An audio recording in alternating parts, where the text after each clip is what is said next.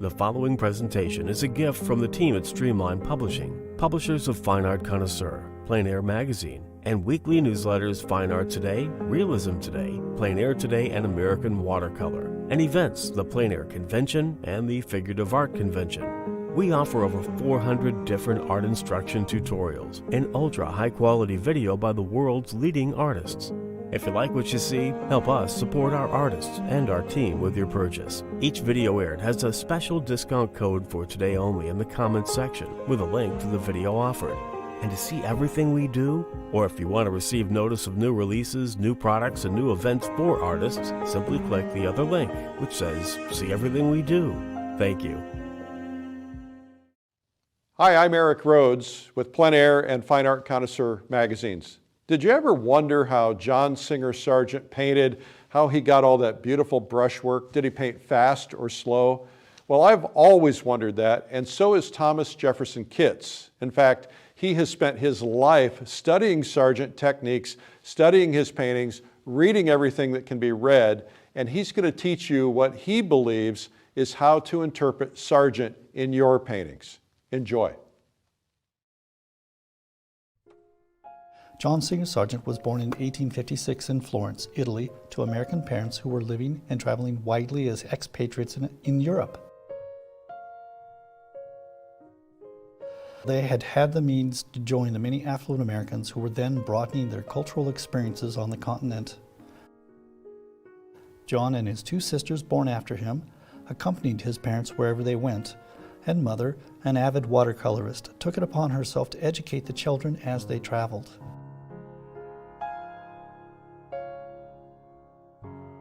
Originally, John was expected to follow his father's steps into the Navy, but by the time he was an adolescent, his precocious talent for drawing and painting led them to enroll him into a Parisian atelier instead, where he would benefit from a more formal training in art.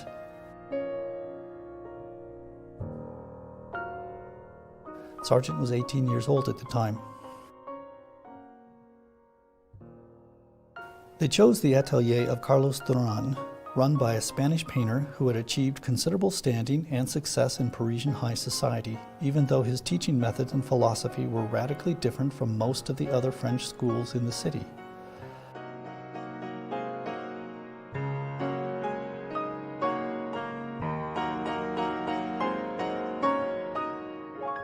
Carlos Duran had his students start by drawing and painting simultaneously, which may have led Sargent to his lifelong interest in painting in the most direct way possible, with little to no preparatory drawing or sketching underneath.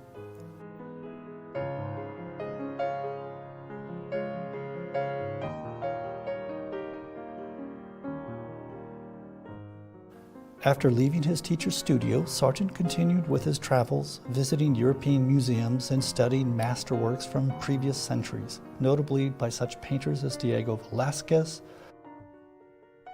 Franz Hall, Peter Paul Rubens, and El Greco, all who became lifelong influences on his work.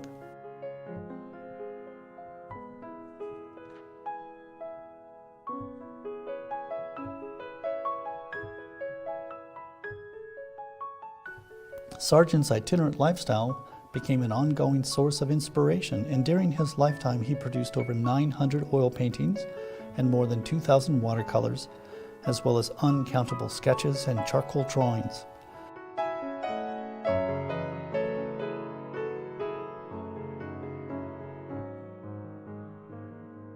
His body of work includes subjects from all over the world, from Venice to the Alps, to Corfu, the Middle East, Montana, Maine, and Florida.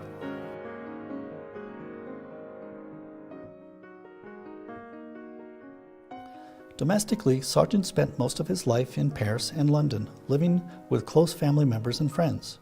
He excelled at the grand portraiture of the Edwardian age, with later trips to Boston to complete and install large mural commissions, while also painting celebrated members of the New York and Boston Society.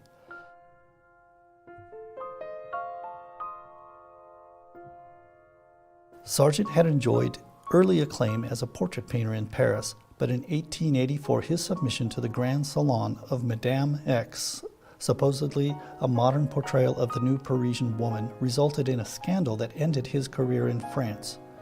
As a result, Sargent departed for England, where he soon launched another successful career as a portrait painter.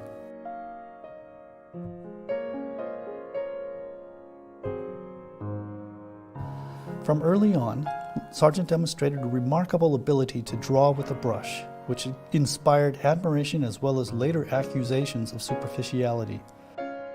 His grand portraiture was consistent with the demands and expectations of the landed gentry, while his more intimate studies of family and friends and informal landscapes incorporated many of the fundamental concerns of French Impressionism. It also anticipated certain aspects of mid-century modernism.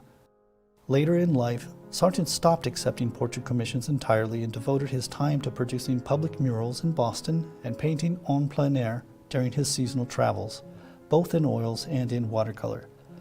Following his death in 1925, critics and art historians devalued his remarkable achievements until late in the 20th century, when he and his accomplishments were finally restored.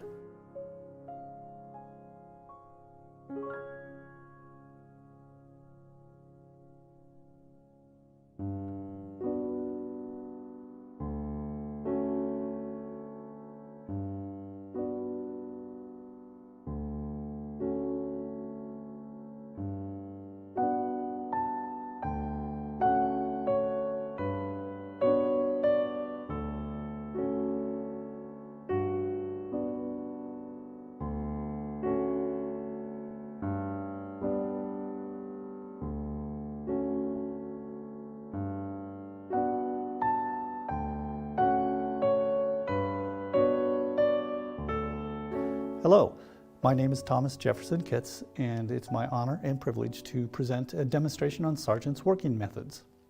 But before I begin, I would like to just share a story about how I met Sargent metaphorically. I was a poor undergrad student in 1983 at the Kansas City Art Institute, and I had to go over to the Nelson Atkins Museum of Art to do a paper on some artist who I don't remember. And on my way back, I stopped at the gift shop and I was looking at all the fabulous books that they had on artists, and I saw something I'd never seen before, and that was this book on Sargent, which was published about that time. And, well, it was the very first monograph that ever came out on him, ever. Rizzoli Press. I flipped it open and I was blown away by what I saw. In that moment, I understood what I wanted to do. I wanted to paint like this guy. I didn't have any idea how to do it, and truthfully, nobody else did either, but I spent the next 30 years of my life chasing after Sargent. This book changed my life. Having said that, let's move on and talk about some of the materials and tools that Sargent was using. But before we begin, I'd like to share a few art terms that I'm going to use throughout this demo that will help explain what I'm doing, why I'm doing it, and, well, just make things a little more clear. The terms are shape and surface planes, value, meaning light and dark, color, meaning hue and chroma, lost and found edges, thick and thin, opaque and transparent. I will add more terms as I paint, but these will be the principal words I use to explain what I am doing during this demo.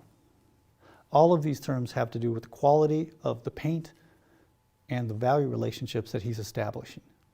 One of the interesting things about Sargent is that he was a rarity so far as painters go, meaning he didn't change his processes or his materials all that much.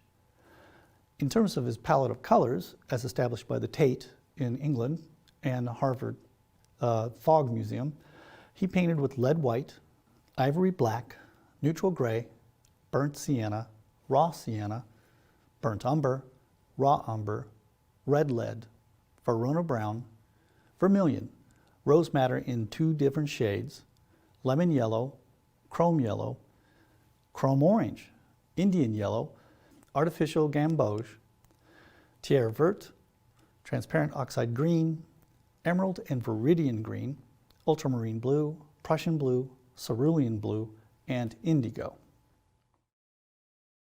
So what I want to run through here is the overall palette that I'm going to use throughout the demo, but then I'm going to take it away and just show you what I'll use in the actual sort of initial wash in.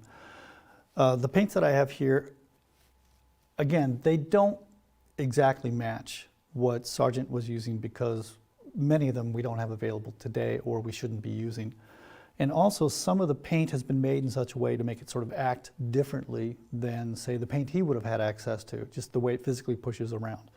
But in general, this is as close as I can get, and I think it's easy for you to find. So let's go over the palette that I'm going to be using for this demo, which is similar but not exactly the same as Sargent's because, well, in some cases, some of the pigments are no longer available because of safety issues, toxicity and whatnot, and other reasons that they're just fugitive or they just fade over time. Let's start with, we're going to be using a lead flake white. We're going to be using ivory black. In Sargent's case, he used a neutral gray, which I will mix on the fly using the first two. And then we're going to use cad yellow lemon, cad yellow medium, cad orange. This is naphthol red, which is the substitute for genuine Chinese vermilion. This is a quinacridone red, which is the substitute for the two rose madder shades, which are very fugitive. So it's kind of a cool red. Then we have a cobalt violet, which I'm going to come back to. We have an ultramarine blue, Prussian blue, cerulean blue, and viridian. Before I go to the earth colors, let's talk about the violet. Sargent wasn't really known for painting with a violet. Many of the Impressionists that he knew in France used violet, but he tended to mix his using ultramarine blue and rose madder. Since I'm not going to use rose madder, I'm going to use a very weak kind of violet. If I were to mix my ultramarine blue with the quinacridone red, I would end up with a very strong, very, very powerful violet, and I don't want to have to fight that because I know that what Sargent was mixing wasn't that strong of a violet.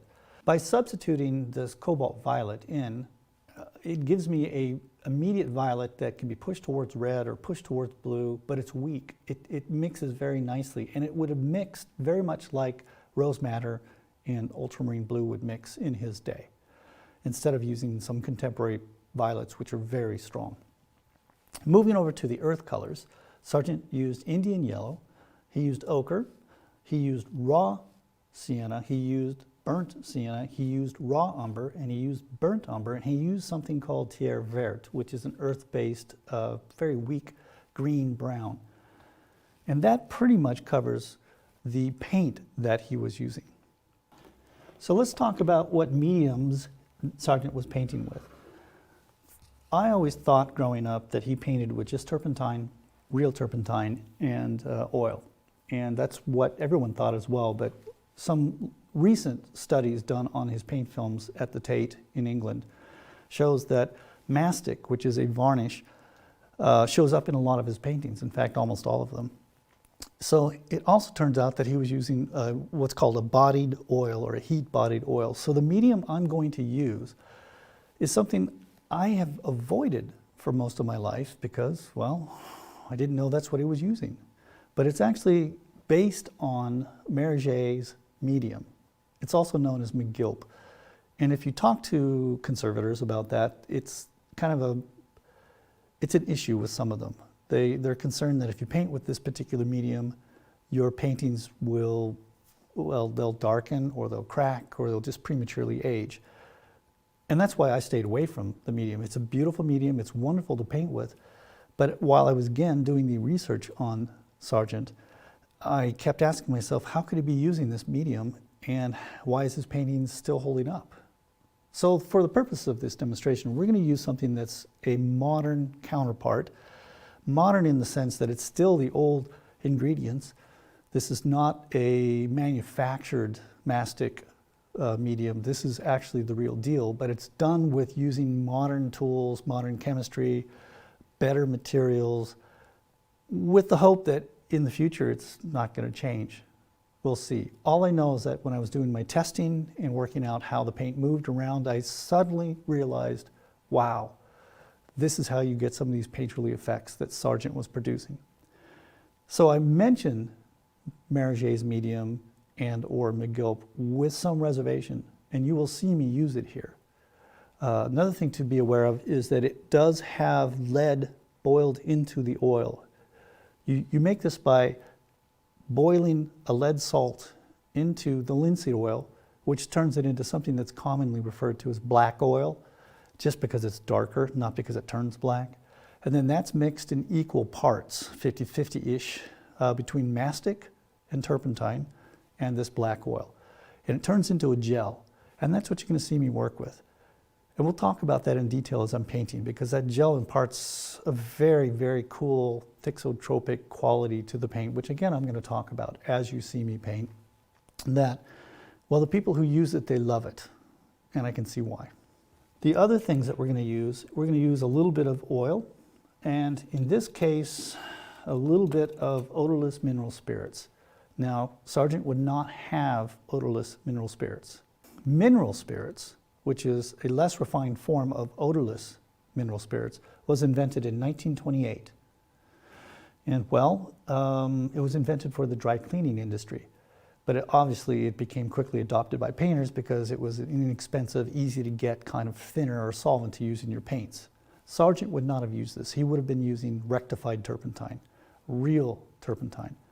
And the stuff he would have used would have been, as I said, rectified. It would have come from a particular tree and from the root ball of that tree so that it had a certain property to its thing that we don't get in odorless mineral spirits. One of them is that the turpentine would flash off and evaporate very rapidly within minutes, whereas odorless mineral spirits can actually take 20, 30, 40, 50 minutes for it to finally evaporate out of your paint on your canvas. There's no way around that, by the way.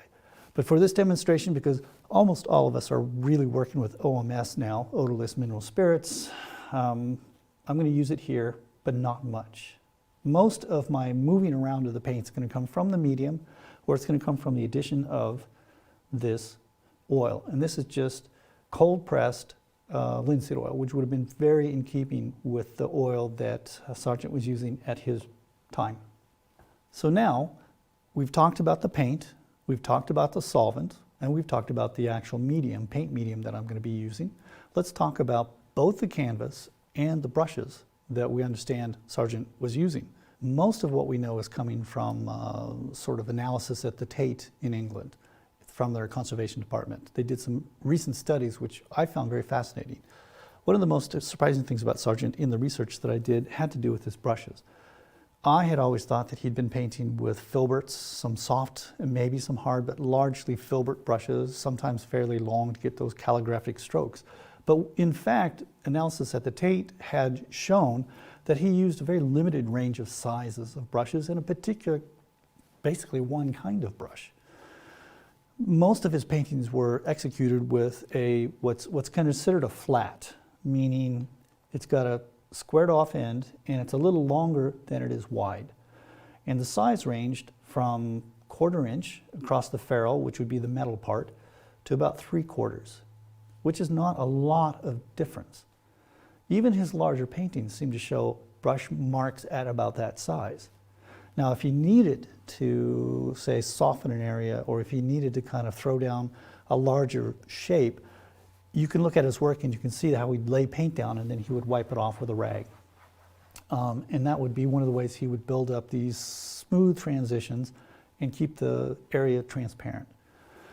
So when you see me paint this painting, I'm going to use essentially these brushes here and not much more. The exception to this is that apparently when he would lay in his painting, what I'll be doing next is he might use a round. Now they called it riggers back then, but we call it a round now. And that's probably about the size that he was working with. And that's just for the purposes of getting some sort of lay-in quickly. But after I do that, this will go away.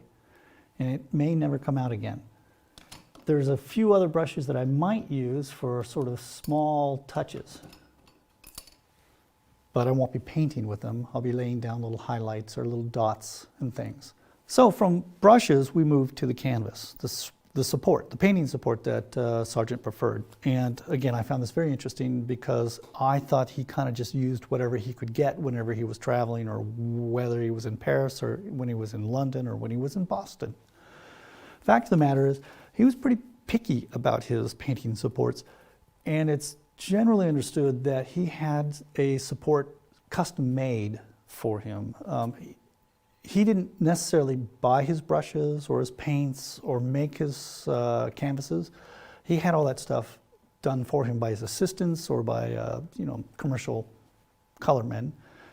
And yet he had a particular thing he liked. When it came to the canvas, what he wanted to paint on was a very fine linen that was very heavily sized with rabbit skin glue, which is unusual because usually you want to use the least amount of rabbit skin glue underneath your gesso on top of your linen. And the reason why is rabbit skin glue is fairly hygroscopic. It expands and it contracts with the humidity and temperature changes in the environment that it's hung in. But for some reason, he really liked having like thick rabbit skin gesso in between his canvas or his linen and the actual gesso that he would be painting on. And the only reason I can come up with is that it probably filled the weaves more quickly than thinner coats. Because what he liked on top of his rabbit skin gesso was a thin coat of lead ground, meaning basically it's a lead white ground. So he painted on an oil ground that was very thin on top of a thick rabbit skin gesso. And again, I think the reason might be because he didn't like to have a lot of his oil sinking in. So the rabbit skin gesso protected the linen underneath, but he wanted to have just a little bit of the lead ground on top of the rabbit skin gesso. And what I've done here is, again, this is a contemporary version. I didn't make this. This is a commercial canvas. It can be readily found, but it is an oil ground. It's very thin, and it's also a fine weave. What it doesn't have is that thick rabbit skin glue. So after my experimentations over the past couple months, I think this was a pretty good compromise to get the effects that we're going to look for in this demo. I have done something else to this canvas. Time and time again, when I was looking at Sargent's original work, you could see certain transparent passages or even unpainted areas of a canvas, and it kept coming back as sort of an off-white. And then I also read that he liked to paint on an off-white. So this canvas has been prepared with a wash of lead flake white and a little bit of ivory black to kind of give it a slight off gray. And I think you can just see from the demo that it's not white. If I were to hold a white up to it, you'd see how much of a shift there is between white and this neutral gray ground. This is important because having just a little off-white allows you to kind of pull the values and pull the colors together more quickly. And when it came to painting quickly, that's what Sargent was interested in the most direct, immediate way to get to his effect possible. Before we begin, I'd like to offer an apology to Sargent. An apology based on the fact that Sargent was a plein air painter. He painted outside under natural light. He painted from live models, and I'm doing neither. The irony is not lost on the fact that I'm in a darkroom studio painting a Sargent-esque kind of thing from a monitor. You know, that's not lost on me because I prefer to work from life, outdoors, and from real people as well. But given the constraints of having to photograph this in a way that makes sense and also just at a high level of production, we took it indoors. So just so you know, I know that you know I'm inside.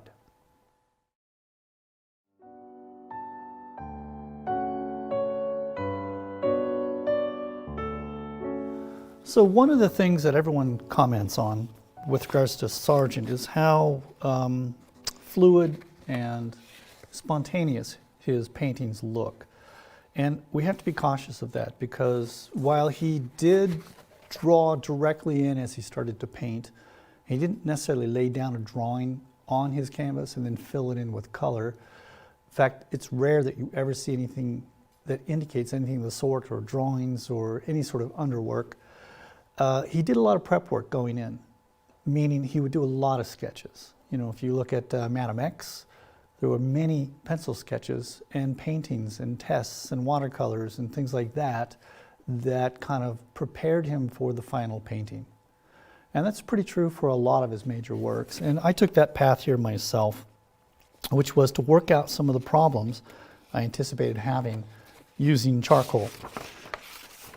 And these are meant just to be little sort of, I don't know, they're just meant to be problem solvers, as I said, so that I know what I'm getting into as I go in. And they're not meant to be anything more than that, and there's a few more behind me on the wall. But I will refer to these drawings, actually, when I get to the faces, hands, and feet. I'll look at my references, but I'll also look at these drawings because I've figured out how to do things with these drawings that I don't necessarily know in the photos, references.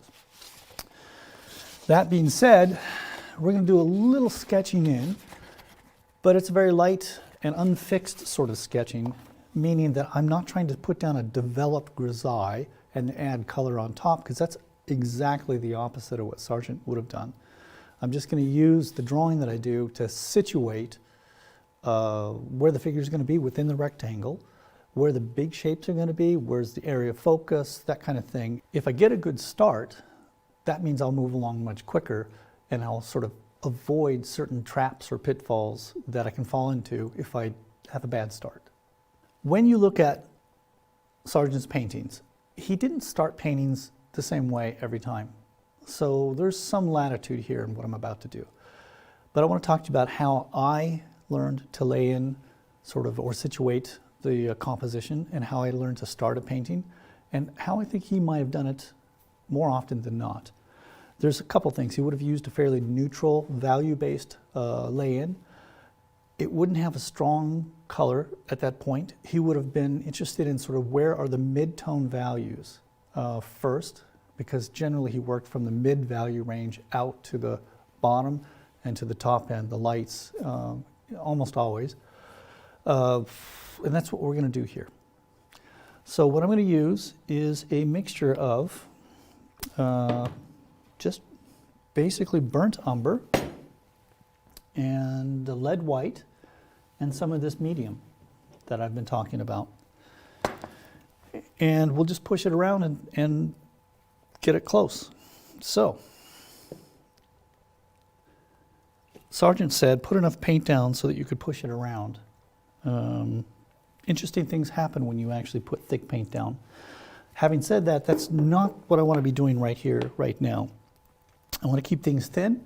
I don't even want to necessarily go to my full darkest darks or my lightest lights. I want to kind of hold back on committing to that kind of value development, because as I paint this demonstration, I'm going to continuously be correcting and modifying the drawing.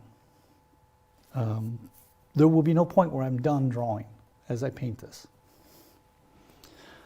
All right, now this is the gel medium. And as I said, it's a mixture of mastic, litharge, that lead and oil mixed together, and it's made to a certain consistency with turpentine, which is flashing off.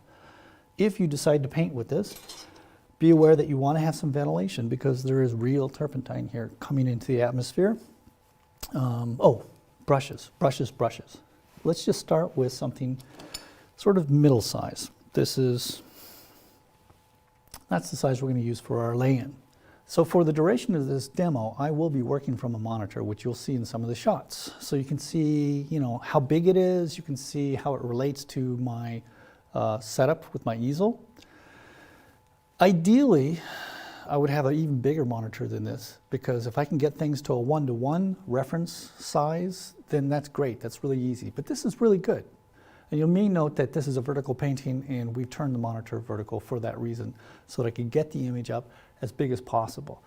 Which is also nice, is that I can actually, since it is a photo, we can take it up in size. Oop. And so when I need to, I can zoom in or scroll around. But most of the time, I'm going to have it set to as big as it can for the whole image inside of my crop. And the reason is that I want to be able to see how big the figure should be in relationship to the canvas.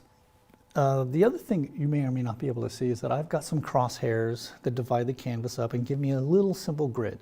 It's basically cut in half vertically and then cut in quarters horizontally, and that's just to give me some reference points to be able to quickly lay in proportions on the figures. We don't see that happen in Sargent's paintings. He doesn't grid things out and transfer drawings in this sort of old classical way. He just dives right in with full confidence in verb. I just need to do this because we're only going to do in a couple days what he might actually try to do in, I don't know, 4 or 5 weeks. So what I'm going to do here is loosen up the paint a little bit, and I'm going to lay it in, not so much grid lines, but just tick marks, which tell me where the halfway points and the quarter points are, and then I'll use that as my reference. So I'm just going to say, oop, there's the bottom, there's the top, it's roughly halfway between the left and the right. And then I'm going to go here, that's about 50% or halfway. Maybe it's a little low, but it's close enough here. So now I've quartered the canvas. And since I'm actually using a vertical quartering system, I'll just tick mark this like that. And again, this is not what you see in Sargent's work. This is just for me to expedite and move quickly. So now when I look at my reference, which has the crosshairs in that configuration, I can tell that, well, you know, Lulu Bells, and that's her stage name for this, she chose it, that her hat is right about there. And then I can go, okay, that means Adelaide, which is actually her real name, who's friends with Lulu Bell, would go about here. If this is the halfway point, that tells me I'm a little too small. Now I'm trying not to outline here. That's the one thing I want to avoid doing, is outlining. I want to sort of indicate the figures and the shapes without creating a cartoon or some sort of line that goes around the figure and closes it off, because eventually I want to keep it, well, I just want to keep it open. And if I keep it open, the idea is that I'll be more open to changing and correcting, like I can already see. You'll also see me hold my brush differently during the painting. So now I can see already where I'm placing the head on Adelaide is a bit of an issue. And that's because I'm looking at the space between this here and where her hat is. Her head is, and hat is a little lower. So Lulabelle is here. She turns in her little pinafore. By the way, this is Edwardian clothing that is actually antiques from the period. This would have been the kind of clothing that Sargent, would have been using and painting, and people would have worn all the time. And this is meant to be more of a, less of a, like, it's not meant to be a formal portrait, it's just meant to be sort of an informal moment between, you know, a niece and an aunt, or two cousins, something caught quickly. Not something that's, so the clothing that I selected for this reflects that.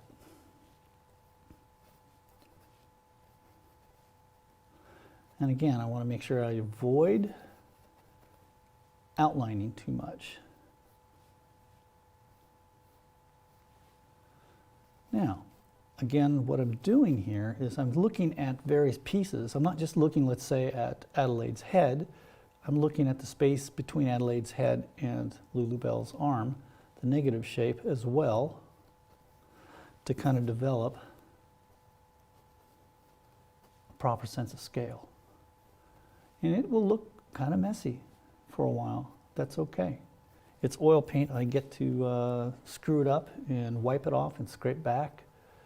and sort of move it closer to what should be there.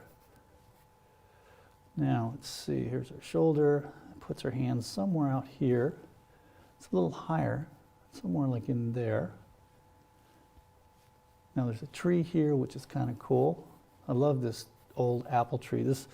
This orchard is an old pioneer museum of apple trees and pear trees near my home, where these are specimens that were collected around the state and grafted onto trees here.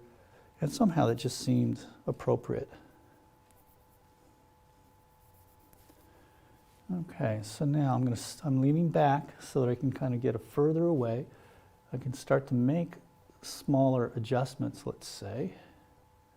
I'm looking, okay, wow, I'm going to have to really move this head. We haven't even gotten to where I'm painting yet. So here's that center point there. So that puts her face right more in there.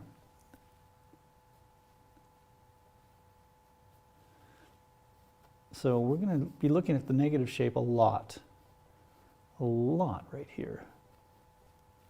Now, a fluid line is better than a, I tend to draw in sort of straight lines, which is not necessarily what JSS, that's what I'm going to call him from here on out, John Singer Sargent might do. It's just kind of the way I learned to draw. That's better. That's better. I would like to say it shouldn't be or doesn't have to be exact, but he was a very literal painter in the sense that he wanted to get the feeling that it was real as opposed to heavily interpreted. He would exaggerate, let's say, certain characteristics, but he wanted you to feel like that's the way it really, really was when you painted it. In fact, he was kind of accused of being a little too literal towards the end of his life. Some people might say unfairly. So let's see, we're going to kind of wipe this back and kind of come back in. And you can see again, I'm just looking for the bigger shapes. Now I am using the corner of the brush. I'm not necessarily using the flat. I'm using the corner. It gives me a more expressive quality to the brushwork. And I think that that's critical to getting a sense of free-flowing, Sargent-y kind of things, is don't just hold that brush flat. Now you see, I'm just simply mixing in some of the lead white, thinning it down with some of this, medium and some of that OMS. I haven't used the oil and probably won't till quite a while. Let's see, now I'm checking landmarks and I can see right away I've got an issue here. So I might have been closer. So let's see, her hat. I might want to make that a little more exaggerated. Again, being careful not to outline too much. There's something nice about how Adelaide is setting her hips here, holding up the basket of apples. And let's bring in, where is her Lulabelle's termination of that beautiful pinafore dress that she's got. Now, one thing I do want to talk about with regards to Sargent and drawing the figures, that he quite often exaggerated the length, much as you see models today when you see photos of them wearing high fashion. You know, their legs from the hips down have been accentuated by the way the camera lens was used. I've done a little bit of this. I'm not going to do as much as, say, he might, because it's not really I don't like to go quite that exaggerated with, say, the length of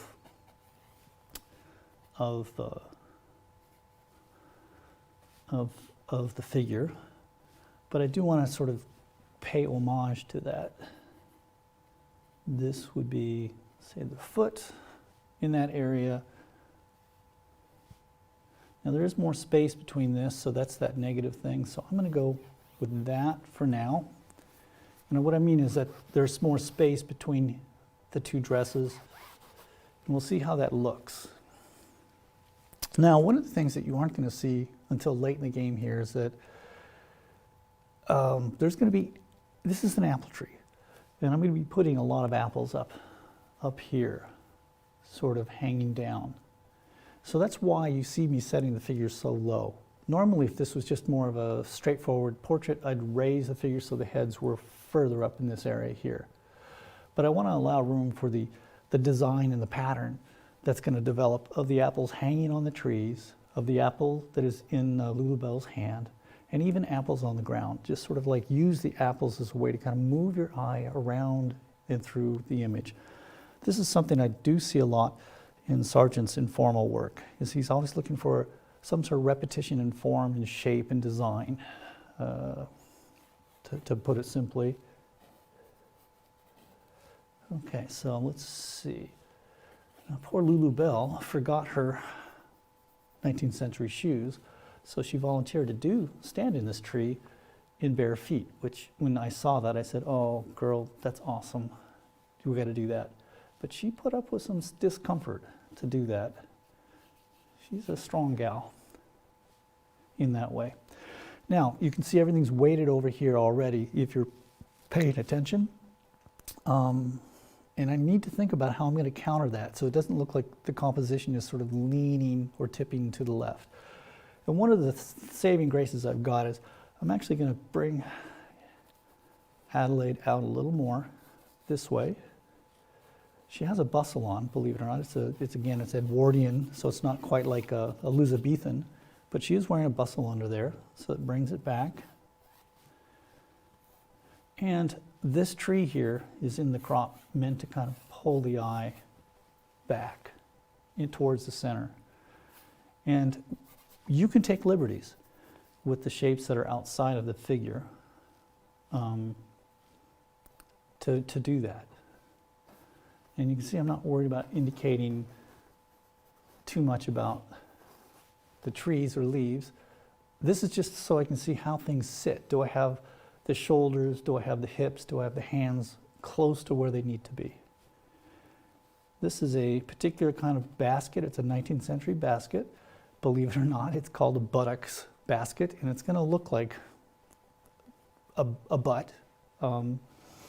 I thought about changing that, to be honest, because I thought some people might just have trouble with that, but I'm going to start with it being very historically accurate, and it has to do with its construction. And of course, that's why they call it what they call it. Let's see now. Going to be approximate with the fingers and hands, because at this point we're just blocking in.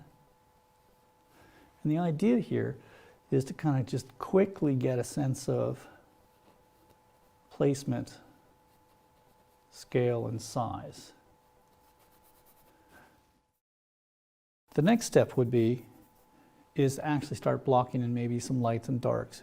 And I'm going to go back and forth between blocking in shapes, which would be the shadow pattern, and erasing by wiping out as needed. Okay, we're going to actually take that, I want to take that over more, just because it's kind of a nice turn.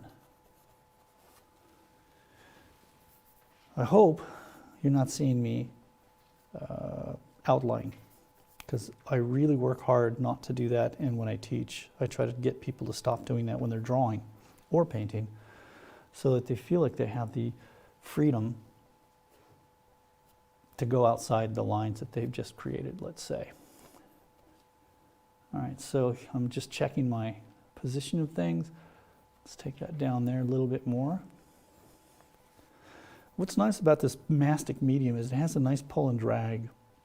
No, I don't really want that, not yet. In fact, I'm going to put this away because I don't want that.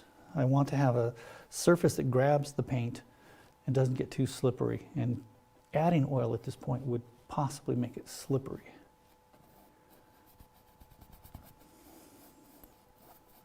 Now, none of these shapes are the value that we'll have at the end. You know, the shadow that's cast by the basket here is much darker in the end.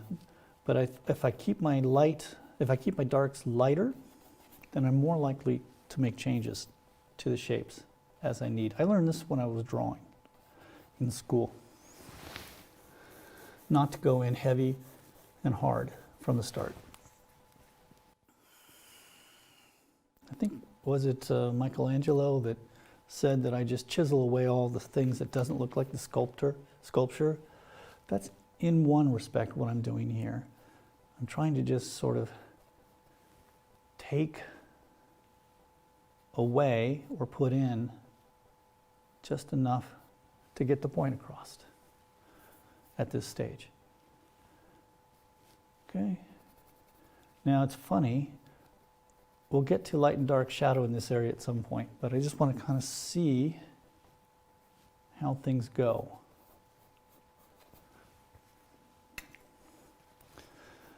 Now there'll be areas in here where you don't see a definite contour or a definite edge, and that's good. You can take that and exploit them.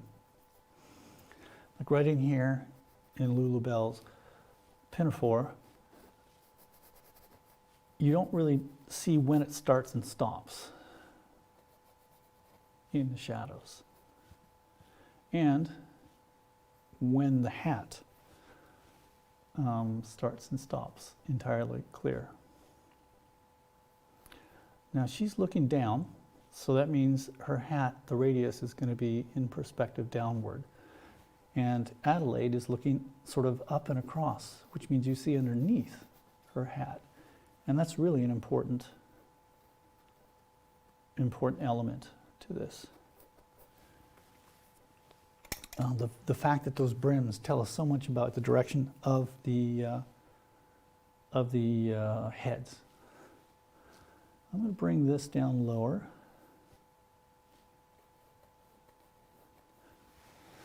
And you can, you know, at some point you learn to sort of ignore earlier things, let's say, that you drew.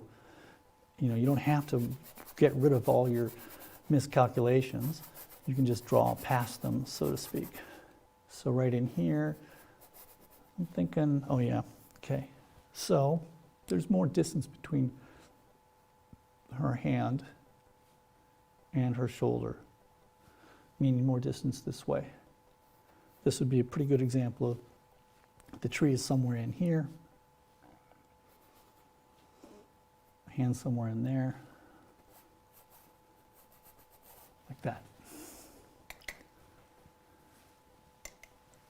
And what I want to avoid again doing is, just like I don't want to line up and create outlines of everything, I want to avoid blocking up my darks too much. Okay. Now that actually should be further over because we want the tree to support her. I don't want this tree to be too lined up with this side. Sargent actually did change quite a bit in his paintings for compositional effects. There are times where he would paint, let's say, a mountain or the tumbling stones coming off a mountainside, but the stones that were in the foreground weren't what he wanted. So he actually would turn and look at another set of stones and move them back in to compose with. And I'm going to do a little bit of that here. A little bit. That's the sort of thing that as the painting evolves, I start to do.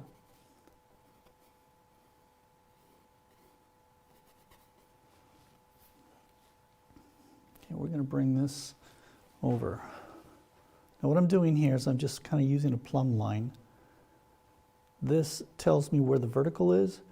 It tells me if the hip is in far enough against the shoulder, or is the neck or the spine, at the right angle, let's say. It is said that Sargent never drew without a plumb line, literally a line with a weight at the end. Whenever he drew the figure, he would hold that, and that would tell him very subtle shifts in the balance, or whether or not the bicep was in front of the elbow or not. It's actually a very handy thing to have handy. I guess I left mine in my suitcase. So this relationship's still a little, I think that's what the problem is. I think we're going to end up pushing up. That's actually lower. I made that a little too low. So let's go with that being her hat, a little larger. That's not the actual side of the hat, that's just where it disappears into the overlap of the apple blossoms. That brings her shoulder down. And her shoulder actually is right here. So again, the nice thing about this medium is that it just allows you to paint over so readily.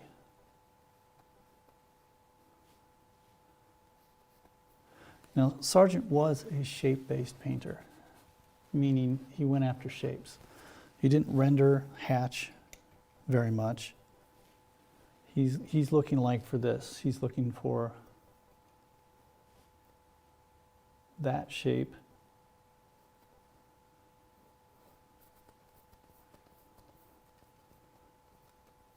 against these shapes. And we will do the same. All right, I'm going to speed up here. When I don't talk, I can paint much faster. So I'm going to try to speed up and talk a little bit less. Okay, so here we go for a little while.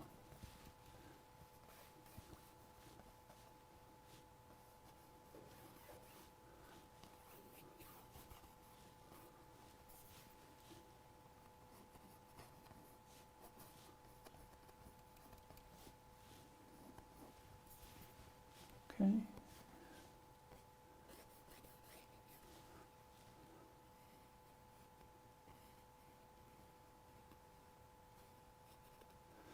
That's a problem there that we'll work on.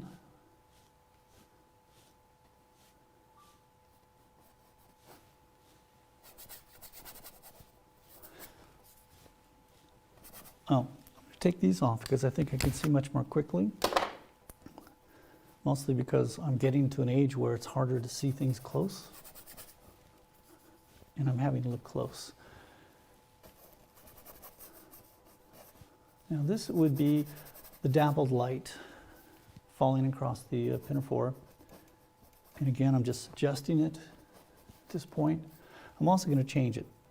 When I did a full-size comp of this, I decided that it was better that the actual shadow of this came lower to underneath the basket to bring out the basket.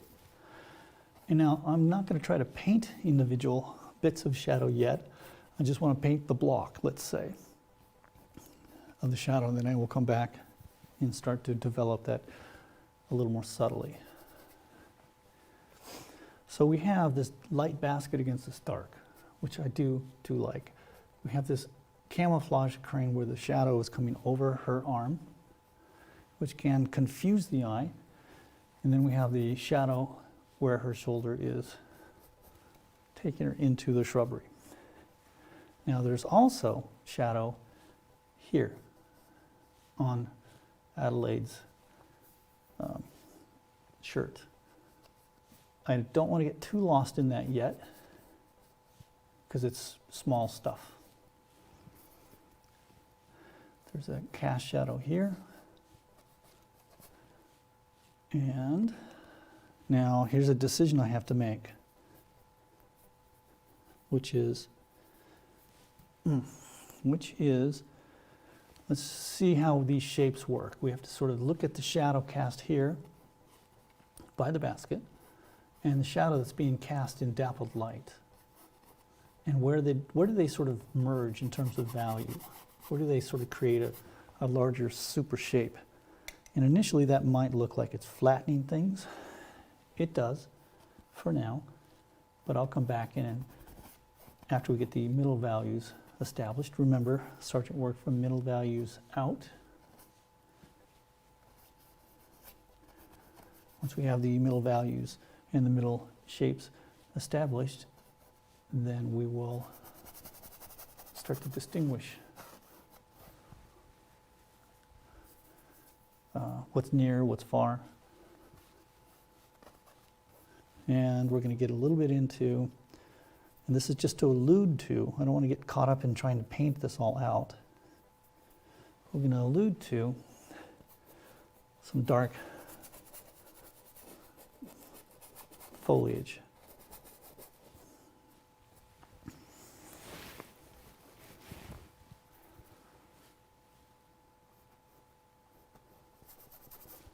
And what I'm looking for here is dark against light, light against dark.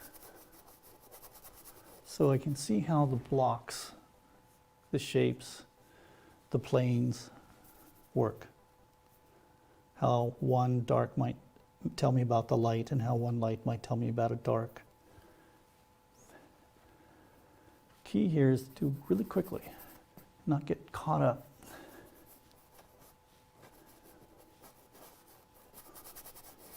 in too small shapes too early. Okay, there's that hand. Let's see, did I put too much space there? I don't know, we'll find out.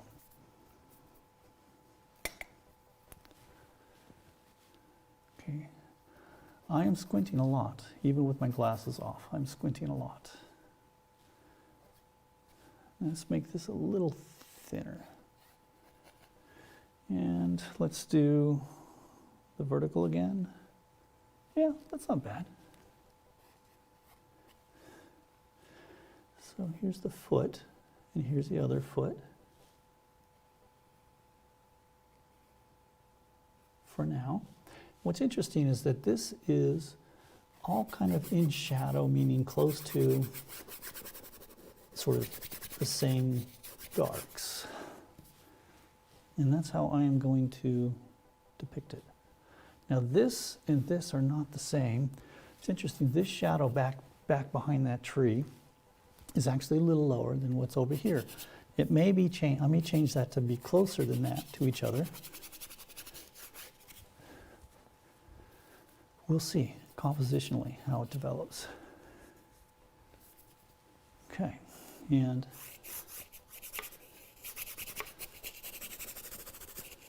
there's sort of a drop or a fade as we go down there.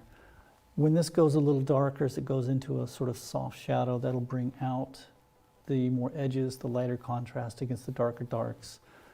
That'll pull your eye upwards.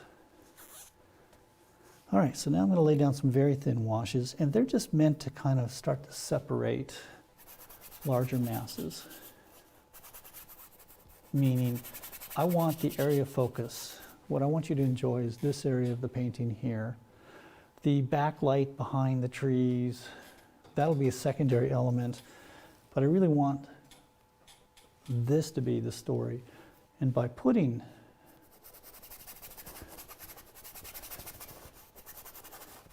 some of that there, you can start to now see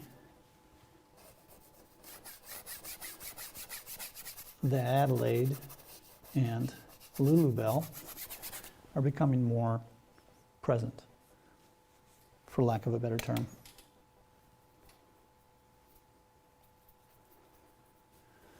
Okay, so now it's almost enough of a lay-in here, but I'm going to slow down a little bit again and take a look at proportions, because boy, now's a good time to fix any real glaring errors.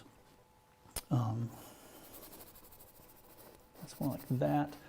And then what I'm trying to do is find the mass of the leaves and the trees against the figure. I don't want to sit there and invest much time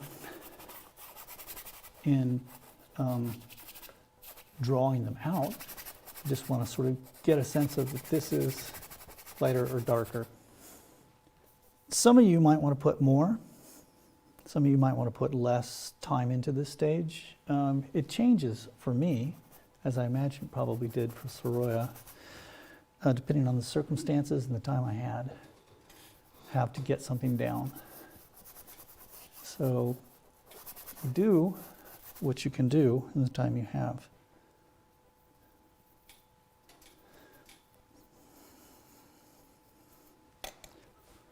Okay. Again, one thing I love about this medium is that once you put it down, you can continue to push it around, and it does this drop in the sense that the pigment sort of stops moving. It doesn't slump, it doesn't sort of melt. It stays right where you put it, but it allows you to come back even hours later and do the same thing as if you just laid it down, which is my idea of a dream painting media. Now, her face, Lulabelle's face is in shadow, and I chose it for this reason, because it's a tough thing to paint, but it's also one of the sort of charming aspects is that her face is in shadow, whereas Adelaide's face is in light. And there was something about that duality that I liked. Nothing sinister, of course, but it's just, there was something about that yin and yang thing that seemed really cool. And those are the contrasts that I really try to emphasize in my own work, because that's the sort of thing I saw Sargent emphasizing in his work. And again, I'm going to say it again, you know, I admire Sargent. I am no Sargent, but I try to learn what I can from Sargent, which is as much as possible. Now, you can see I'm getting a little denser with the paint, and I will probably end up scraping a fair amount of this off towards the end of the day, so that I start with a thin surface again. That's something that is sort of unspoken about Sargent, is how often he scraped his paintings, certainly his portraitures. He really liked to come back to a simple underlayment and build up his colors again and work it and work it and work it. And finally, in that last sort of session, lay down thick paint that we see when we look at his paintings. It's almost as if the last thing, the first thing you see is the last thing he put down. I guess that's like stating the obvious, but there you have it. So let's take this down a little more. Okay, now, here's a difficulty thing. This dress that she's wearing, the skirt, this Edwardian skirt, is a heavy gray wool, and its local color is dark. So I want to give a sense of the mass of that local color, but I also want to make sure that it feels like there's light involved. I don't want to lose all of that. And the same is true with the tree, which as we develop, the tree is kind of a dark gray that goes into a shadow shape. That's too much of a line, and let's do that. So again, I know we're flipping back and forth, so you can see the painting and you can see the image I'm using, the reference, which, you know, was shot by myself and a friend for this purpose. So you can see how I'm trying to indicate what's actually going on with the light and shadow, but I don't want to be too tied to it. Not yet, and maybe never. Now we see that the sort of area of focus is sort of now moving into the middle part of this rectangle, which is what I want. I don't want them dead center, I want them a little bit off center, but I want them in the center so that your eye just naturally gravitates to it, because this painting is going to be about what happens in here. I am going to introduce now, in a sense, a sort of complementary hue. In this case, it's an ultramarine blue, and I say complementary because it's a bluish color that's set off of a really dark orange. If you think of raw sienna, burnt sienna, it's really kind of like a dark valued orange, low chroma. But the point here is that this is a classical mix to get darks that can be either warmer or cooler. And so much of what Sargent does in his blocking in has to do with warm and cool. Warm lights, warm darks, cool lights, warm darks. And now by adding this, I can start to kind of redraw in and get a sense of what changes, what needs to change. And I can also start to think in terms of shifts in value. So I can also take time to correct. Again, correcting is always good on the fly. So I want to bring her over a little more. And you note that I went from a big pole, fat wide pole, to a thin pole because it has to do with how I view this part of her sleeve with the leaves behind. Let's take a look at Lulu Bell here. Again, being cautious not to get too persnickety with line work. Now, I'm just simply looking to correct and set up for where the hand is going to be. I'll do some overpainting, clearly.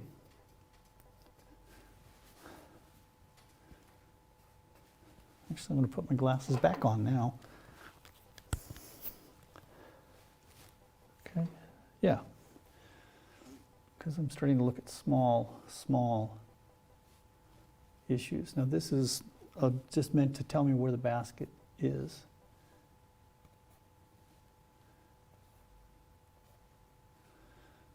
Okay. That's the other side of the palm.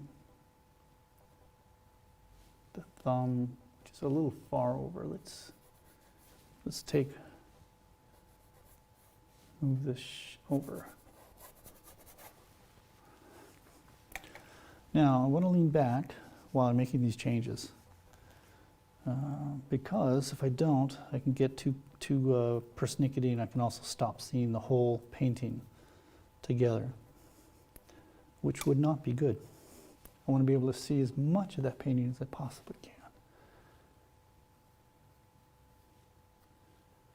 Now, let's indicate Lulu Bell's ponytails, braids, because they tell us so much about the fall line. Just like the hats tell us about the position of the heads, the way her ponytails drape tells us a lot about how her spine is and the angle that she is at. Okay, let's see. Now, I don't want to get into drawing faces and hands yet. That's premature. Okay, thin this down. There's a shadow, kind of massy thing happening here. And this has to be just treated very thin, almost like a watercolor wash. I think it's one of the reasons why he liked working on a fine weave, is that he could get everything from a very small texture from washes to building up, thicker texture, which we'll be doing towards the end of the painting, to play off texture.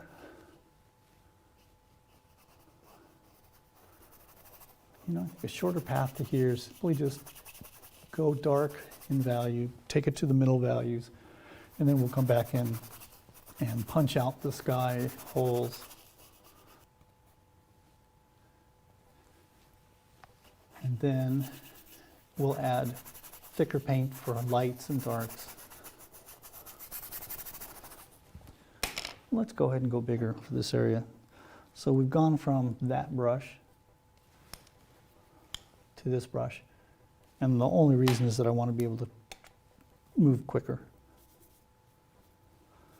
It is said that Sargent painted with slow haste, although I remember it being deliberate haste, meaning control but fast. And that's what I'm recommending we do here.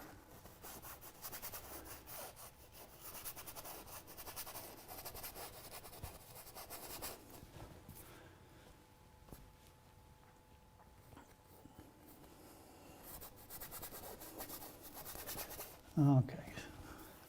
Now what I don't want to get into is painting little bits like this. I still want to keep things in terms of larger shapes. Where was her hand? Haha. Her hand was right here. Using just a corner. Just want to remember where that is. And that means if that's her hand there, this tree kind of disappears in some ways. There are parts of the tree that are in light, shadow. Let's look at those feet. Well, let's look at this lower half of the figure. Yeah, it's not bad.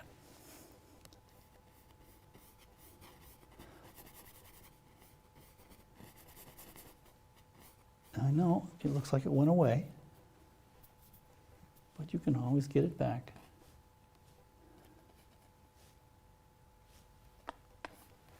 Okay, so this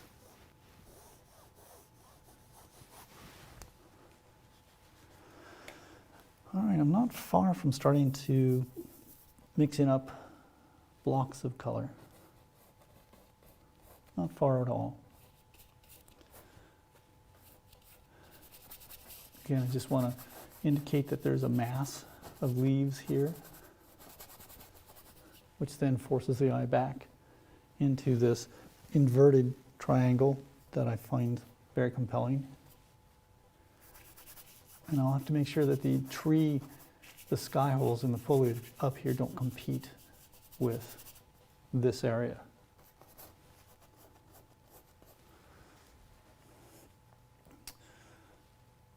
And let's see, I'm trying to decide, is there any corrections I want to make at this point?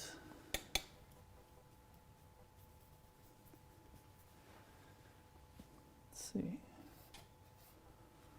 Let's see now.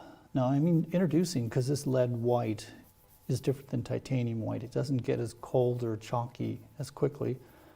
I'm introducing a little more white earlier.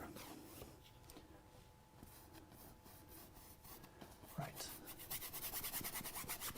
I'm looking at this shape against this shape here. And you know, to be honest, this would be bigger, the skirt would be bigger, and which would require her to move, basically pick up the figures and move them over. I don't care enough to do that. So we're going to let that stay what it is for now. And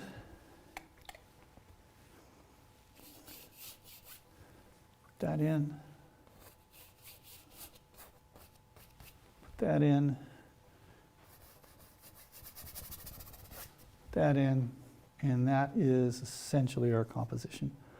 So at this point, I want to sort of critique it in my mind for relative, scale. How big is Adelaide against Lulu Bell? Do I have the elbows and hands close to where they should be? That sort of thing.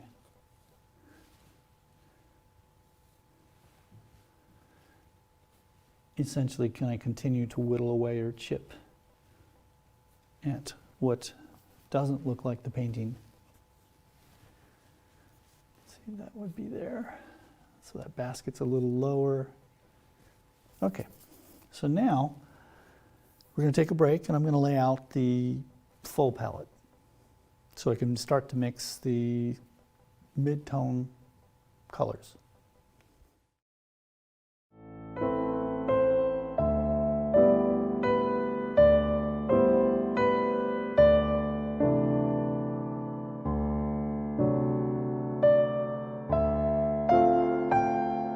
So the palette is now set up to reflect all the colors that we're going to use for the rest of the painting.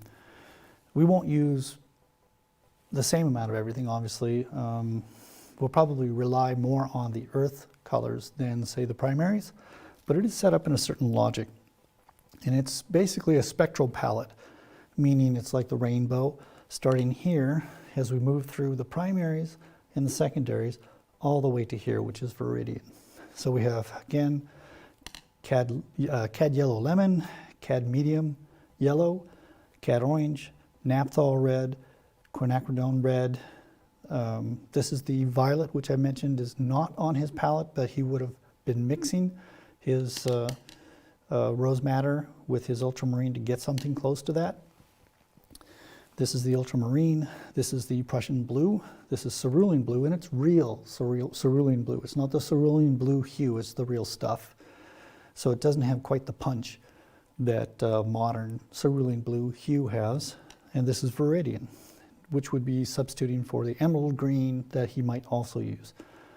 This is the modern version of Indian yellow, which would be a lot higher in tinting strength than the actual stuff he would have been using. This is yellow ochre, raw sienna, burnt sienna, raw umber, burnt umber, and then finally that green terre verte, which is basically a greenish earth color. The reason why we're going to use most of the earth colors is because A, that's what he did, and B, because they're mineral pigments and they're granulating in such a way that's more closely related to how his paint moved around, especially when you add the actual painting medium that we're using. I'm going to put more of that down because we're going to go through a fair amount of this pretty quickly. All right. Now what's interesting is the litharge, the lead-oil combination in this paint medium, and the addition of this range of earth pigments, we're going to see this painting dry within 12 hours. Once I stop painting, it'll probably be dry within 8 to 12 hours to the touch. And that's actually to our advantage because many paintings by Sargent end up being multi-session paintings, often over months, if not years. And we're going to do something within 3, maybe 4 days. So I don't mind it drying quicker. So I can talk about some of those effects that he could get. What we have here looks like a mess, but it's kind of a roadmap, but it's not a roadmap that I have to take as I've laid it out. I can change things because of this medium and the solvent.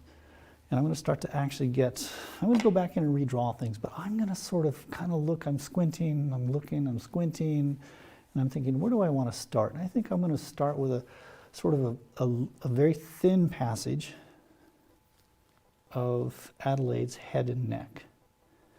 We'll make that start with a version. I guess you're just going to have to guess at what I'm mixing here because I can't talk about that and paint at the same time. But the idea here is to get close approximations of the value and the sort of hues of what I want.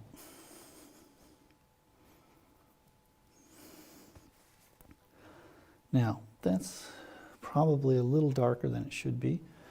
I'm going to add a little more white in there, and I'm going to just look for something that's close. It doesn't have to be spot on, it just has to be close at this point, because there's going to be many layers built up when it's all said and done. And you can see that the canvas is giving under the pressure and weight of my stroke. I need to be careful not to push too hard at some point.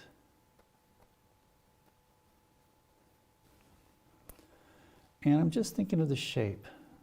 I'm not even necessarily trying to stay within the lines. There are times like in the back of her neck, I want to come outside and correct where that neck is. And I'm letting that paint underneath become part of that correction. And I'm thinking, well, let's look at, yeah, by the way, nothing you see in this session here is going to be what you would see at the end of the painting. It's all going to be covered up. That's important to consider. This is the finding the generalized shape and form. So it's going to look kind of flat for a while. This is direct painting, which is what he was known for, but it's in layers, if that's not an oxymoronic. I want the direct solution, but I also want to make sure that my underpainting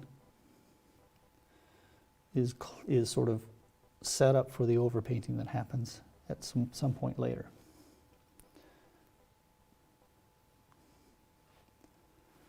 Now, kind of a strong color here, but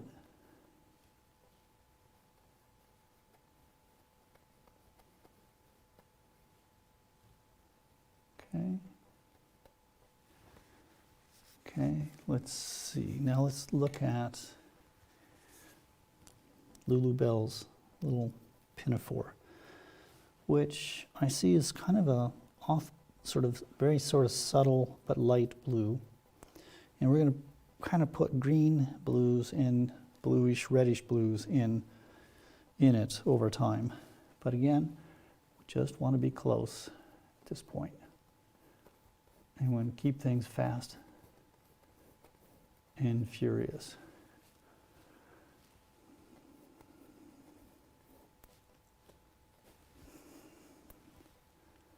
Now, one thing I should be doing at this point, I think, should is the operative word, is looking for longer poles. You know, I don't want that to constrain me too much. Always looking for the long pole. But as the painting develops, I do want to sort of see if I can make longer, more descriptive calligraphic poles. Boy, right there, that helps right there. So we start to see some warm and cool differentiation. Right now, I want to go back to, let's say, the basket. And again, just trying to get an approximation. I know from experience that I'll be able to layer on top of that all sorts of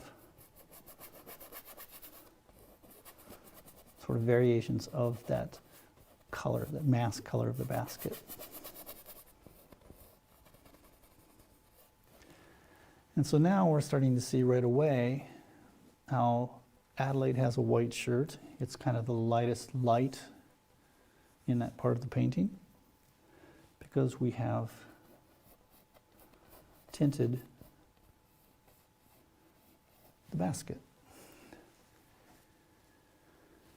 Now let's continue down. I want to actually establish maybe the overall gray quality of the skirt and then come back up into this area.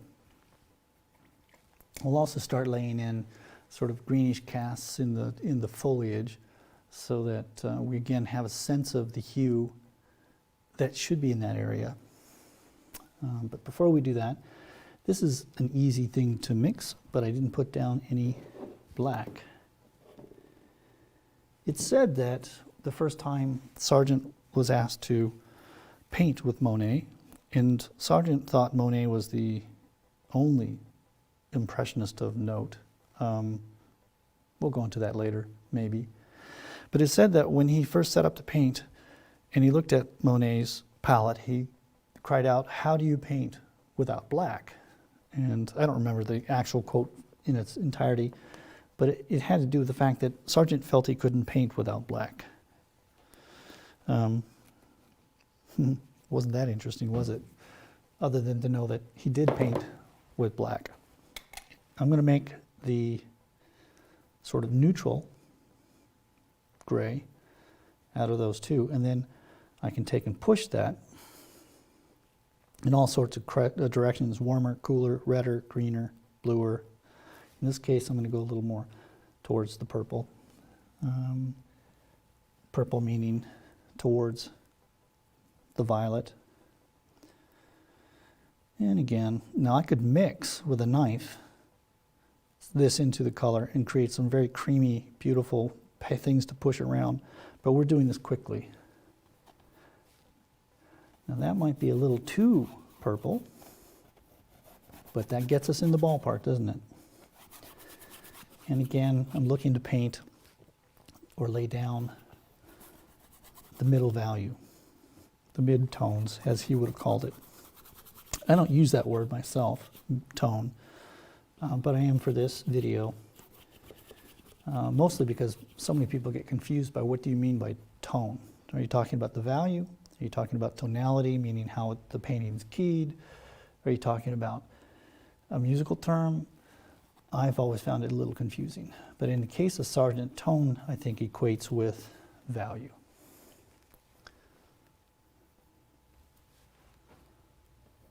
Okay, and again, just trying to keep things loose. I don't want to get too edgy, so to speak, at this point. You want to save where you put edges till later.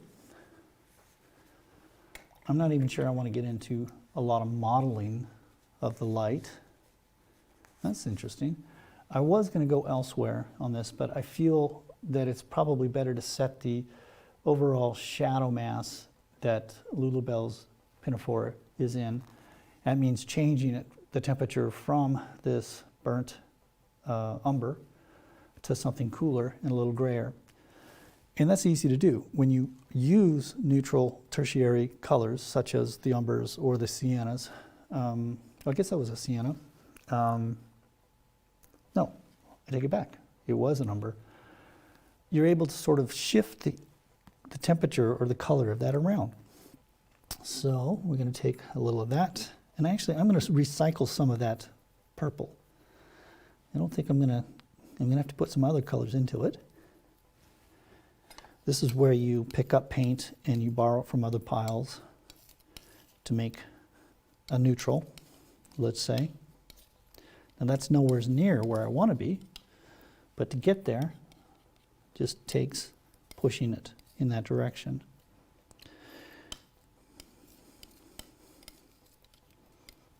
Now I'd say that's in the sort of hue range I want it to be, but it's still a little intense and it might be a little more red. It's not bad.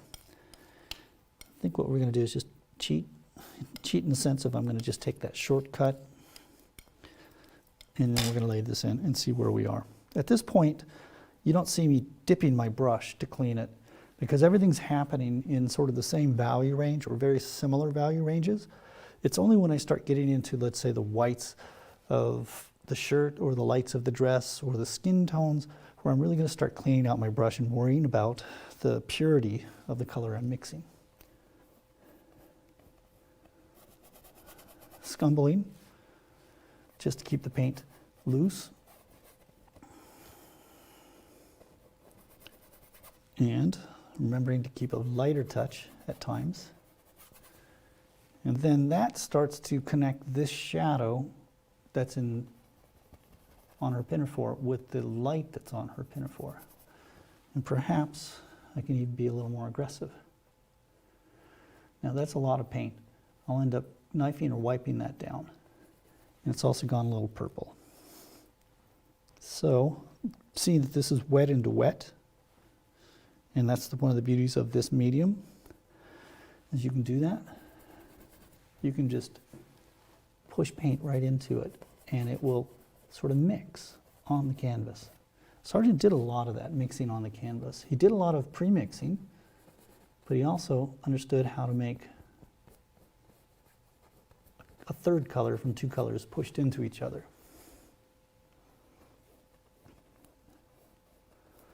Now, I want to be careful again not to get too caught up with contours or borders at this point, because those will sort of constrict me and keep me, or at least de-incentivize me from making changes to the drawing that need to happen. Having said that, I just need to remember we're just getting approximations here at this point. And we don't have to go for the finished surface, let's say. I think that that's probably a little dark and a little purpley. So let's just push more, more of the lead.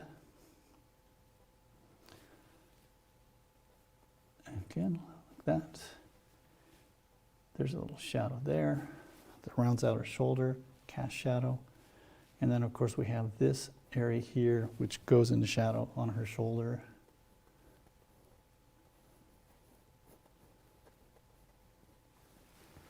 Like that. This shadow, this arm is higher than this side.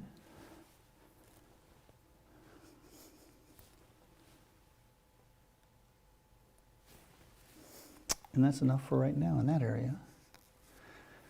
So I'm going to start to carve a little bit out using this terre verte. Terre verte is a color I used to paint with a lot 20 years ago because it does some interesting things when you glaze with it. I've never really used it much as a body color or a stroke, color.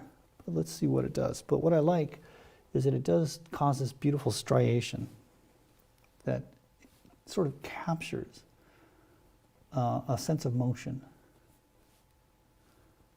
Okay. And again, the whole point here is just to kind of block in. I think I'm making a mental note that the anatomy of her forearm's a little funky. The distance from her elbow and the apple is not what it should be, but I also have to remember that it's foreshortened, and that as I start to develop form, I will round out the foreshortening and make it a little more clear. All right, continuing on. A lot of people ask me, what order should you do a painting in? I don't know. I mean, whatever works, honestly. I don't think there's a particular sequence I always undergo. I'm always pushing and pulling, scraping, working certain areas. And so I look for, let's say, the things that seem to need the most attention.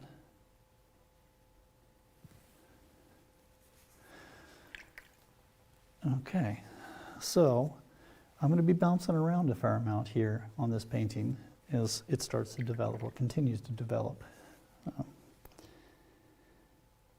I am trying to stay reasonably true to Sargent's ideal of painting your midtones first, or establishing your midtones first.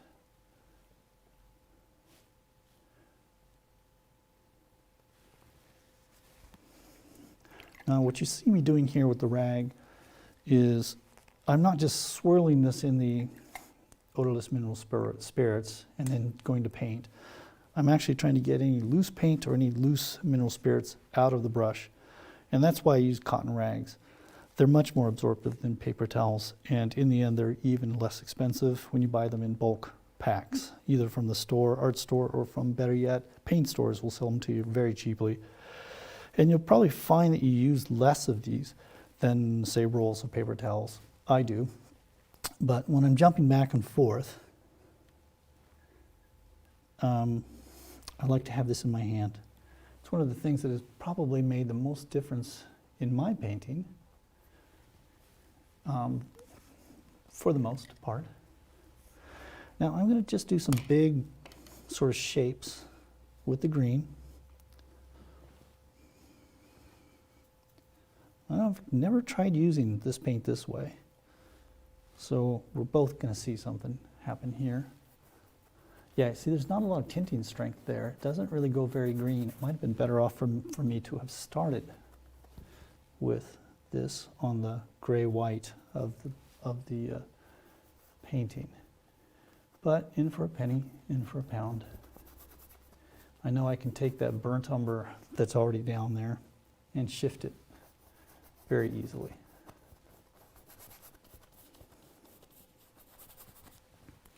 So I'm going to be a little more aggressive. I'm going to take some of that, and I'm going to take some of this, which is a very aggressive, very strongly tinted color, and I'm actually going to go opaque on some of it. And that, you can see if you look at that mix, how yellow that went, and how much chroma went up on that. That's kind of what I was after. So I kind of turned a fairly transparent earth green into a yellow, more opaque green. And I'm not even necessarily going to paint out in the peripheries. I'm more interested in making the transition at this point from the figures into the foliage. Trust me when I say I can knock the foliage out pretty darn quickly. It's those transitions that matter. All right, and again, in the spirit of not getting too locked up in detail, well, you see, that's the thing I'm going to be looking for right there. Not yet, but that sort of like wet drag into wet drag, where you overstrike the edges. If you look at Sargent's paintings, you'll find that he's often pushing his shapes out into an area larger than they should normally occupy, and then he's cutting back in over with more paint. And that's how he seems to create some of these fantastic transitions that you couldn't possibly render out by stroke, stroke, stroke, stroke, stroke. But look at that.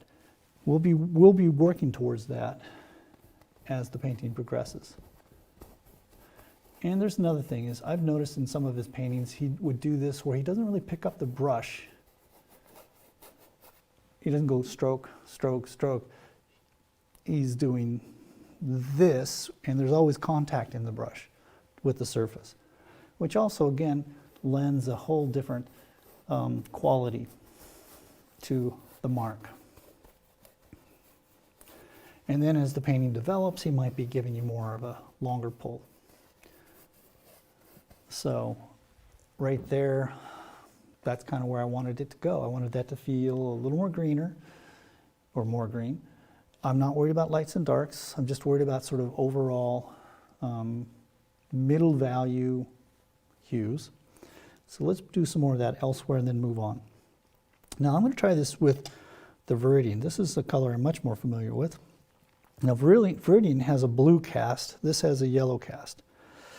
I want to go towards the yellow, so I'm going to add a yellowish hue, but I'm not going to add those because they're so pure. I'm actually going to put in the ochre, which is going to substitute the white.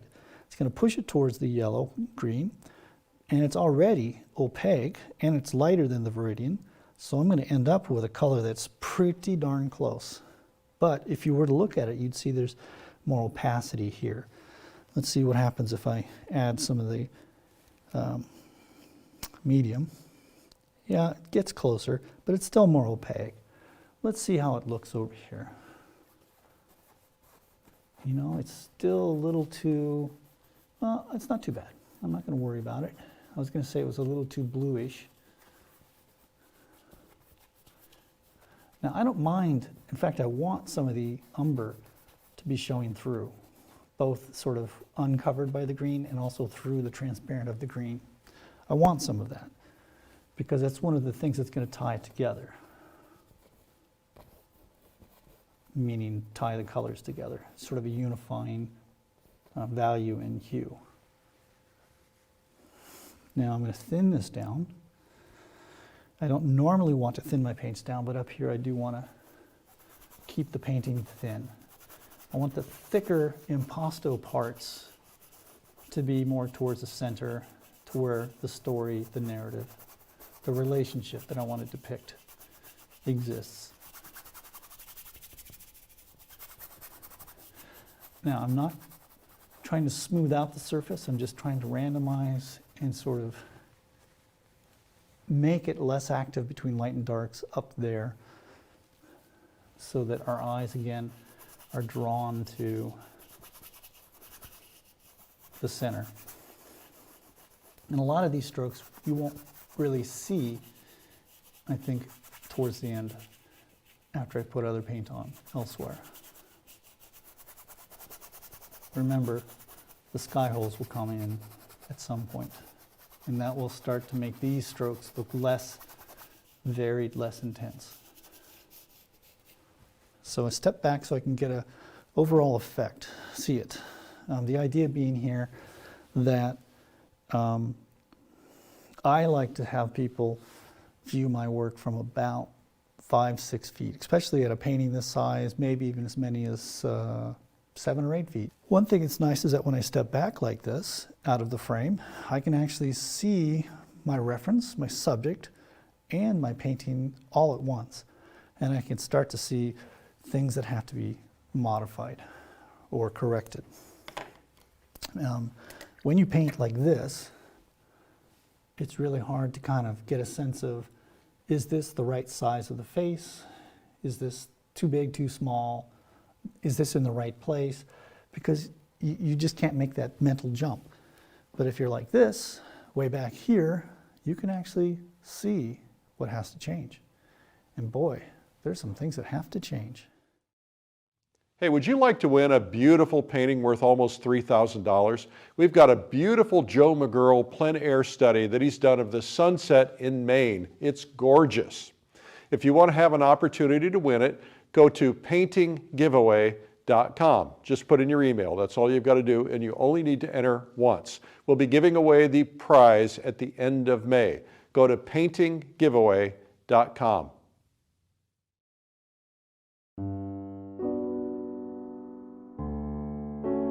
John Singer Sargent, a great master painter whose name is synonymous with stylish portraiture and elegant figures in various environments.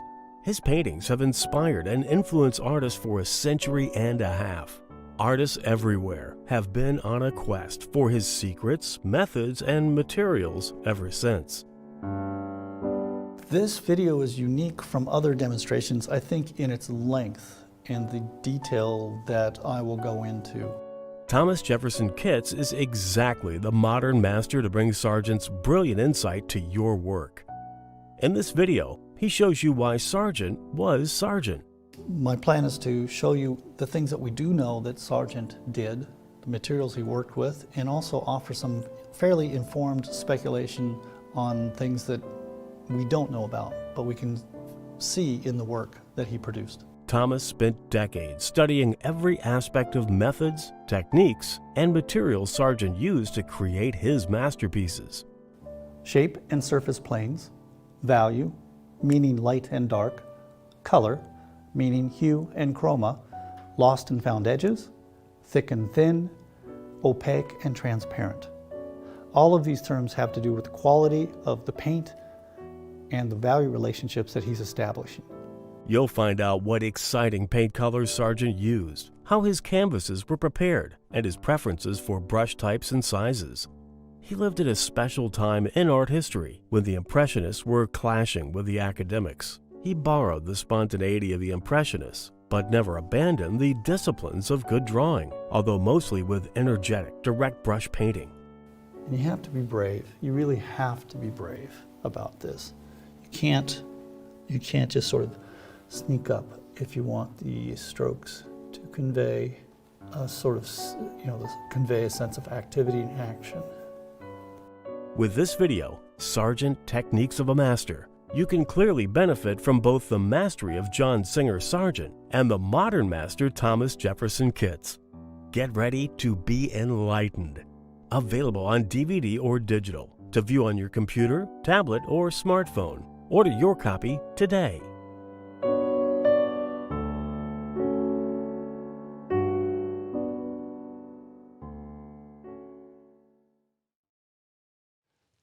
That was Sargent Techniques of a Master with Thomas Jefferson Kitts. And you can learn more about that at lilyartvideo.com. Now let's get to know Thomas a little bit.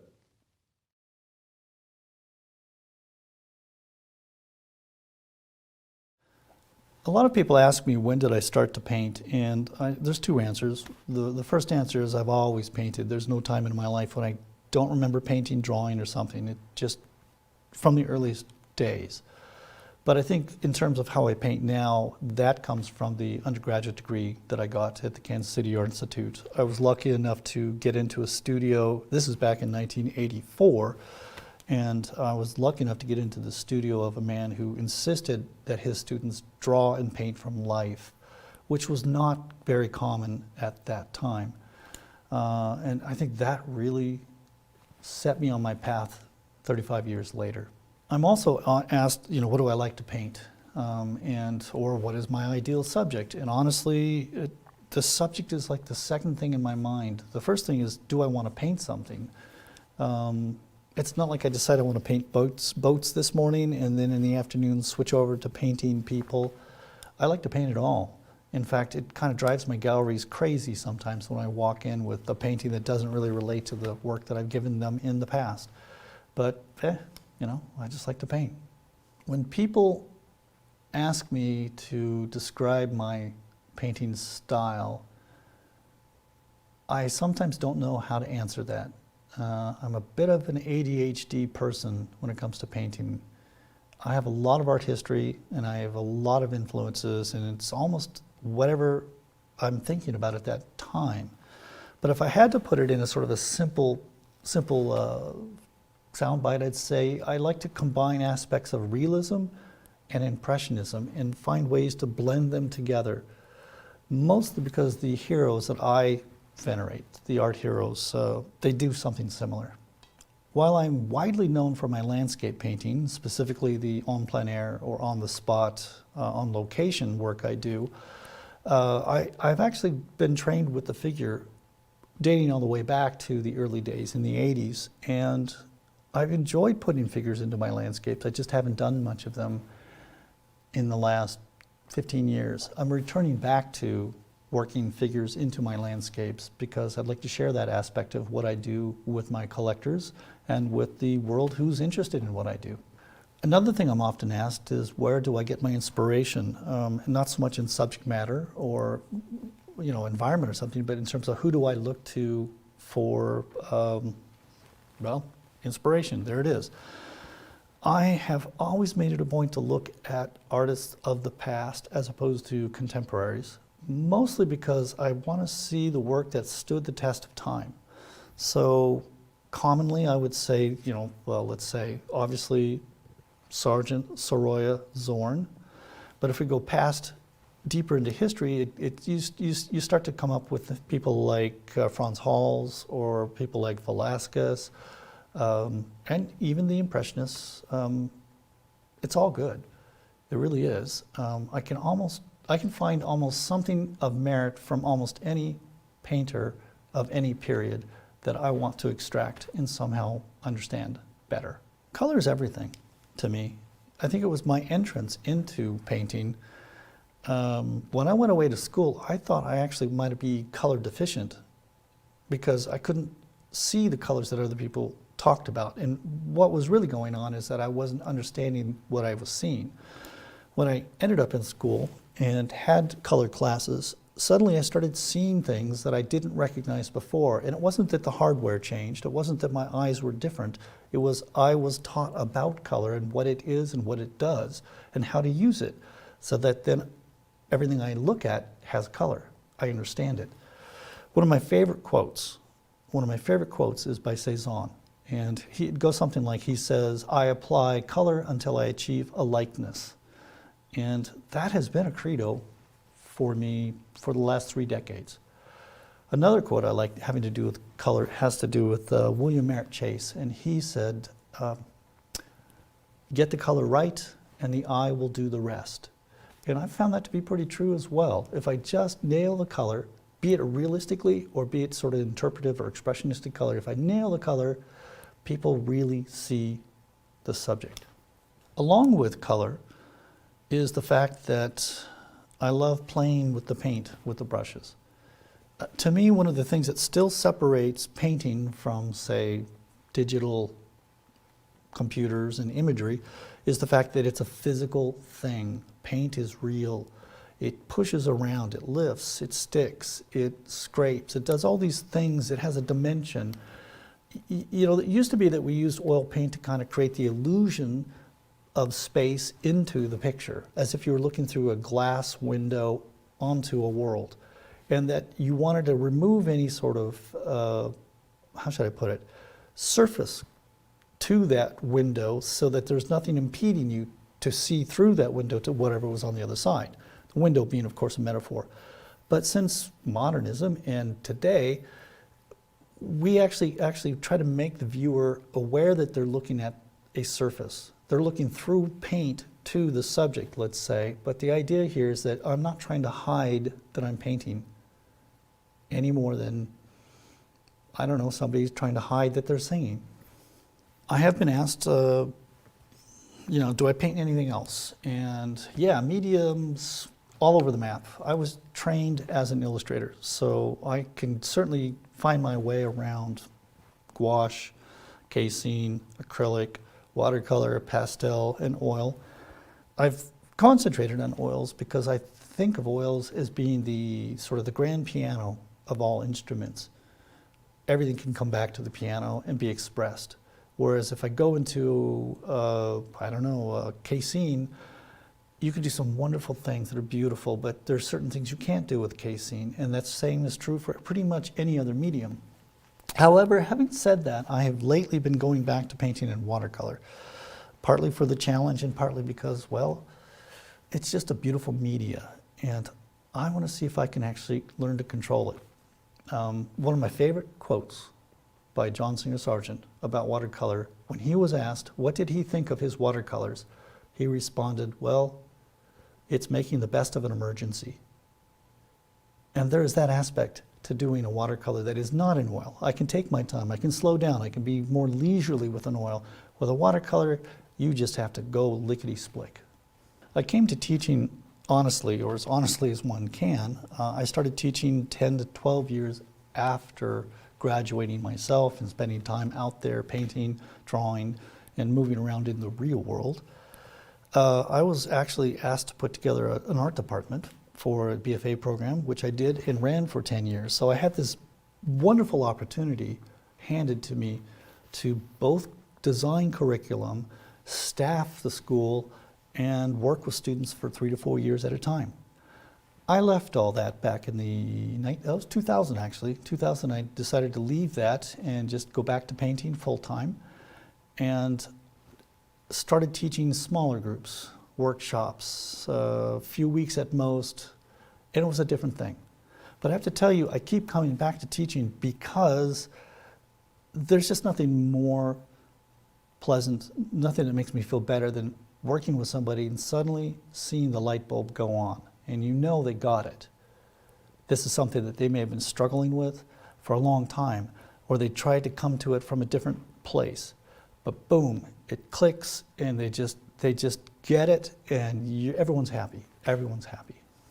When I'm working with students, and I do work with students almost all the time, either on trips or workshops or locally, even online actually, whenever I'm working with students, I have this attitude of, I will work as hard as you do. And they know that. So if they're going to work really hard, so am I. If I sense they're not really putting the time in, we're going to talk about that and see if she or he wants to continue.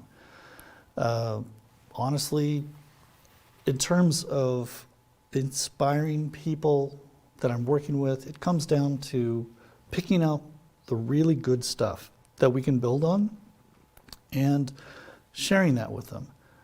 Also putting just, challenges just outside of their reach, so that they just have to stretch a little further, not to the point where it's intimidating, but to the point where they know they have to reach for it. And when they do, because they almost always do get it, they know that I'm going to set the goal a little further, and they're going to at some point realize, oh, wow, I'm doing stuff I hadn't done before. This is great. I've been at this for almost 35 years now, and sometimes people ask me, well, you've been at it a while, so how do you stay inspired? And I guess the answer is pretty simple. One of the reasons why I paint from life is because it's always new. I just can't run out of ideas. I can't run out of subjects. All I have to do is get up and walk across the street. In some cases, all I have to do is turn around, and it's a whole new painting. Sometimes all a model has to do is turn around, and it's a whole new painting. If you look at it that way. But I will admit, there are times when I wake up and I'm lying in bed and I'm thinking, I don't really want to paint today. And that's the time I actually do get out of bed. I eat my breakfast, I do my ablutions, and I go to the studio and I start painting. I may not feel so inspired to do so, but once I pick up that brush, start mixing color, throwing it down on the canvas, the inspiration comes. I think one of the most important things, anybody who aspires to, I guess, a professional level, or at least a sort of a really high level painting, is that inspiration is for amateurs. You don't sit around waiting for it to happen, waiting for it to find you. You just get going and start painting.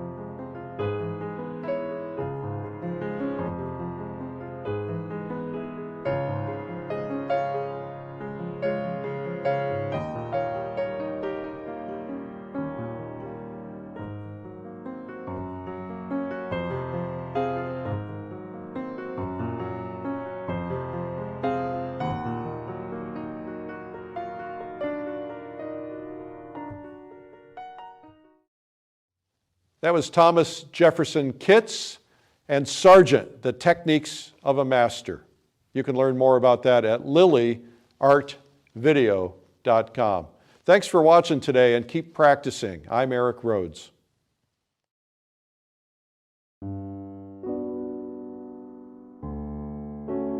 John Singer Sargent, a great master painter whose name is synonymous with stylish portraiture and elegant figures in various environments. His paintings have inspired and influenced artists for a century and a half. Artists everywhere have been on a quest for his secrets, methods, and materials ever since. This video is unique from other demonstrations, I think, in its length and the detail that I will go into. Thomas Jefferson Kitts is exactly the modern master to bring Sargent's brilliant insight to your work. In this video, he shows you why Sargent was Sargent. My plan is to show you the things that we do know that Sargent did, the materials he worked with, and also offer some fairly informed speculation on things that we don't know about, but we can see in the work that he produced. Thomas spent decades studying every aspect of methods, techniques, and materials Sargent used to create his masterpieces. Shape and surface planes, value, meaning light and dark, color, meaning hue and chroma, lost and found edges, thick and thin, opaque and transparent. All of these terms have to do with the quality of the paint and the value relationships that he's establishing. You'll find out what exciting paint colors Sargent used, how his canvases were prepared, and his preferences for brush types and sizes. He lived at a special time in art history when the Impressionists were clashing with the academics. He borrowed the spontaneity of the Impressionists, but never abandoned the disciplines of good drawing, although mostly with energetic, direct brush painting. And you have to be brave. You really have to be brave about this. You can't just sort of sneak up if you want the strokes to convey a sort of, convey a sense of activity and action. With this video, Sargent Techniques of a Master, you can clearly benefit from both the mastery of John Singer Sargent and the modern master Thomas Jefferson Kitts. Get ready to be enlightened. Available on DVD or digital, to view on your computer, tablet, or smartphone. Order your copy today.